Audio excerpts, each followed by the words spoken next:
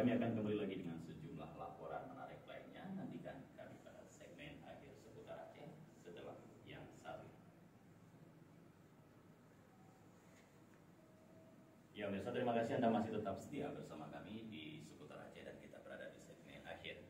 Pemirsa, Wakil Pimpinan Redaksi Aceh TV, Jufrizal, terpilih secara aklamasi sebagai Ketua Persatuan Wartawan Indonesia PWI Kabupaten Aceh Besar periode 2022-2025.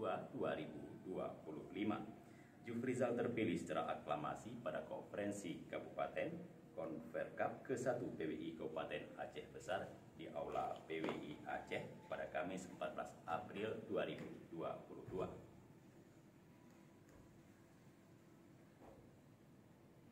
Sementara itu, Saudara, Bupati Aceh Besar menyambut baik terbentuknya Organisasi Persatuan Wartawan Indonesia PWI Aceh Besar. Bupati menyebutkan, wartawan merupakan salah satu mitra terbaik pemerintah, terutama dalam 5 tahun dirinya memimpin Kabupaten Aceh Besar.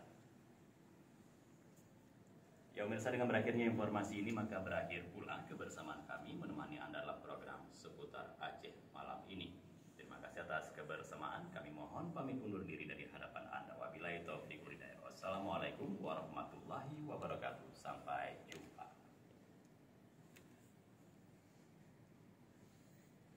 Yang nagar audio. Memang api main samping ah. Dua.